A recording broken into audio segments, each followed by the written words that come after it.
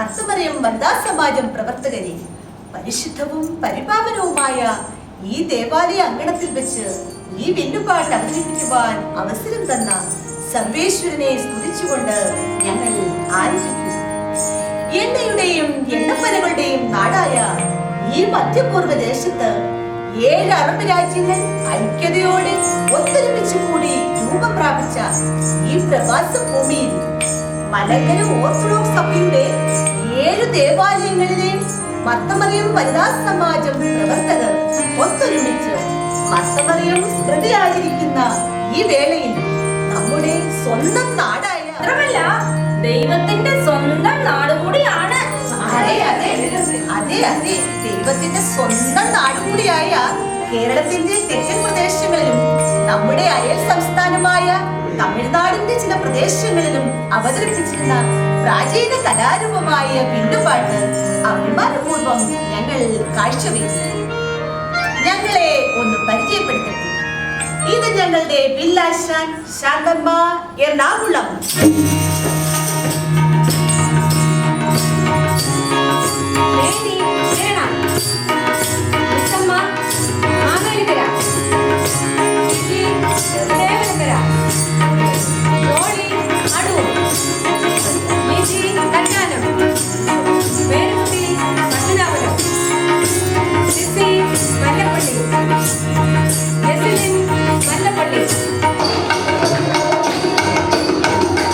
മലങ്കര സഭയുടെ താപസ ശ്രേഷ്ഠൻ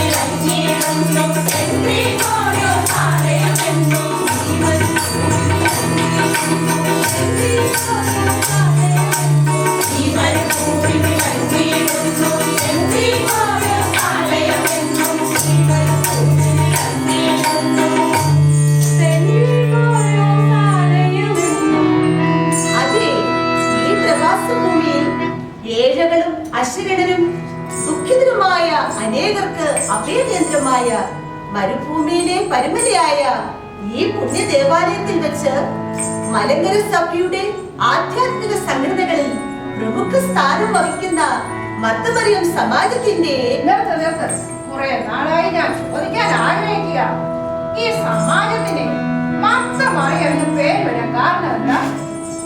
ഓഹോ, അതാണോ കാര്യം? എന്റെ മോളെ, അതാർക്കാണ് അറിഞ്ഞുകൂടാത്തത്? അത് ഞാൻ പറയാം. ഇത് മാർത്തയുടെയും മറിയയുടെയും സമാജം, അങ്ങനെയല്ലേ? ശരിയാ മറിയാമ്മയ്ക്കും ശോശാമ്മയ്ക്കും സോള പറയാനുള്ള വേദിയല്ലേ? ശരിയല്ലേ? അയ്യോ, നിർത്ത്, അതൊന്നുമല്ല. ഞാൻ കേട്ടു.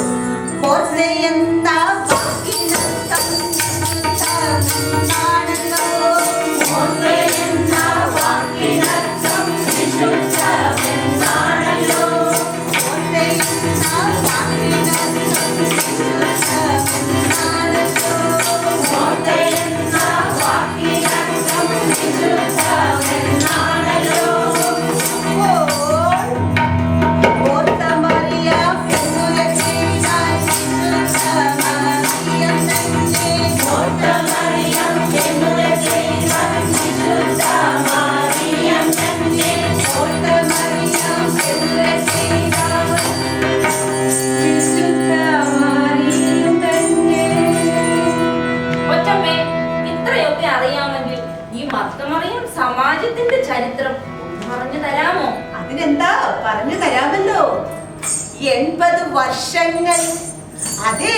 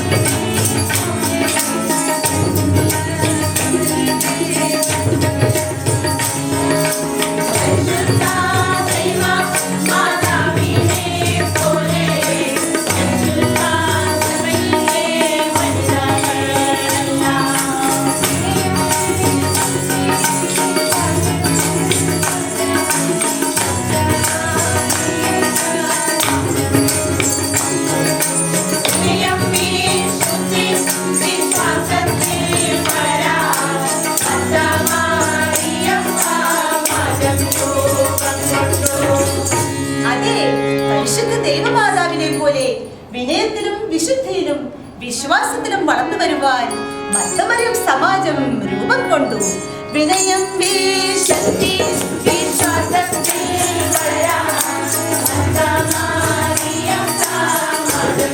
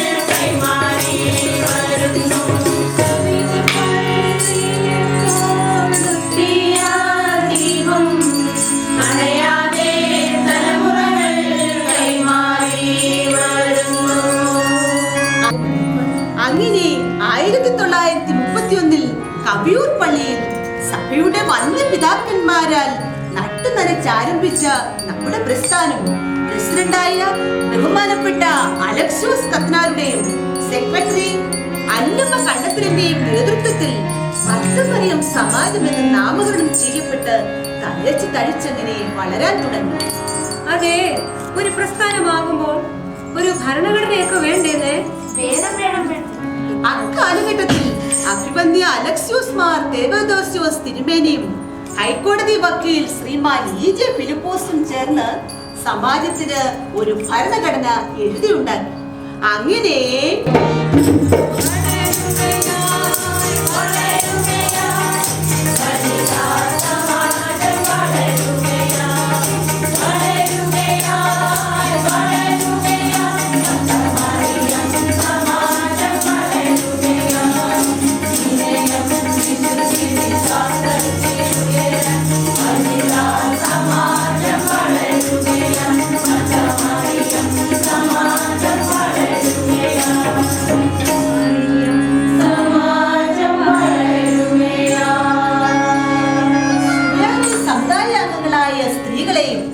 അവർ മുഖാന്തരം അവരുടെ കുടുംബാംഗങ്ങളെയും സഭയുടെ വിശ്വാസ ആചാരങ്ങളിൽ നിഷ്ഠയുള്ളവരാക്കി തീർക്കുക എന്നതായിരുന്നു സമാജത്തിന്റെ ഉദ്ദേശം.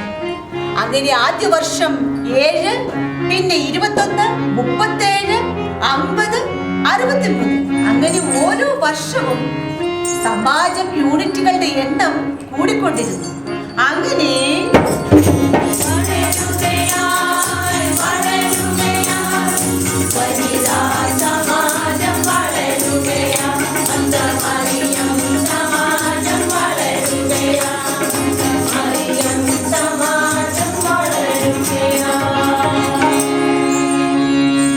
അപ്പോ കൊച്ചമ്മേ, പ്രസ്ഥാനത്തിന് പേരായി, ഭരണഘടനയായി, ഇനി ഒരു ഓഫീസും കൂടി വേണ്ടേ? തീർച്ചയായും. 1933 നവംബർ 12-ാം തീയതി അന്ന് പൂതോഷിത്തോ ഞായറായിരുന്നു. മർത്തമറിയം സമാജത്തിന്റെ താൽക്കാലിക ഓഫീസ് തിരുവല്ല ബഥനി പള്ളിക്കടുത്ത് ഉദാശ ചെയ്തു.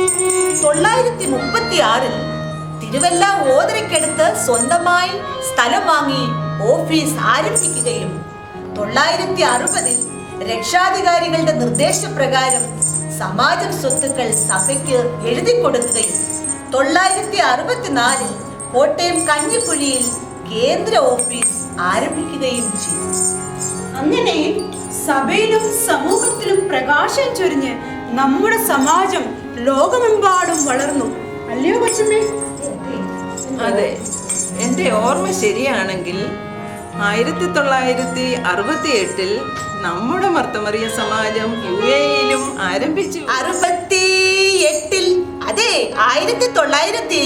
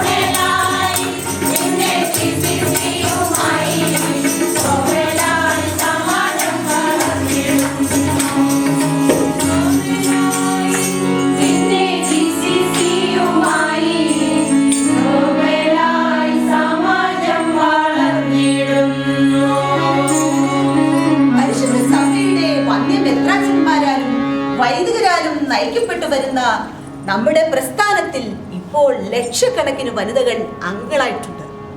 ഇപ്പോൾ പ്രസിഡന്റായി അഭിവന്യ ദേവദാരോസ് തിരുമേനിയും വന്യ മാത്യു വർഗീസ് അച്ഛൻ വൈസ് പ്രസിഡന്റായും ശ്രീമതി മേരി മാത്യു കേന്ദ്ര സെക്രട്ടറിയായും പ്രവർത്തിക്കുന്നു.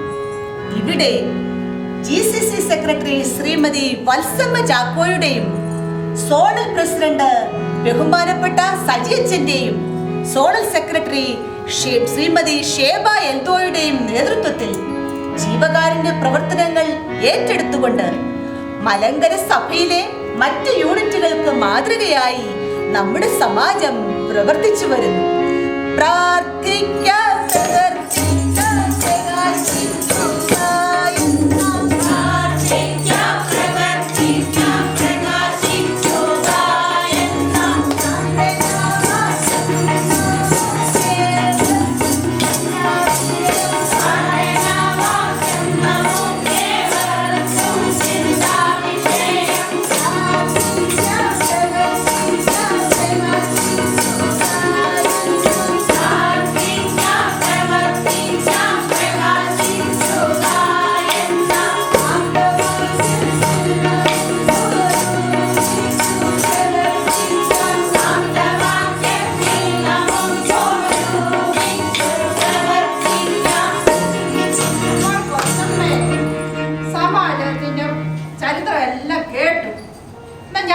ചോദിച്ചോട്ടെ, ഈ സോണലും സ്മൃതിയും GCC ഒക്കെ നടത്തുന്നത് കൊണ്ട് നമുക്ക് എന്തോ ഉണ്ട് പ്രയോജനം അല്ലേടിയേ? അതേന്നെ, പ്രയോജനം ഉണ്ടല്ലോ. നമ്മുടെ കോൺഫറൻസുകളിലും യോഗങ്ങളിലും ഉയർന്നു വന്ന ആവശ്യങ്ങളും അഭിപ്രായങ്ങളും അഭിവന്യ മെത്രാച്ചന്മാരെ അറിയിക്കുകയും അവരത് പരിശുദ്ധ സിനഡിൽ ഉന്നയിക്കുകയും ചെയ്തപ്പോൾ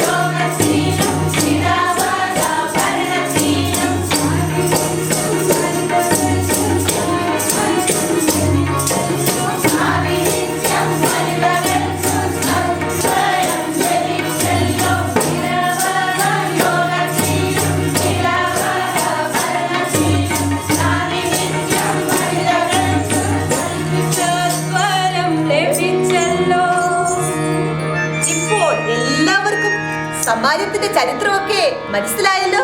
മനസ്സിലായി. എന്നാൽ നമുക്ക് പ്രാർത്ഥിക്കാം.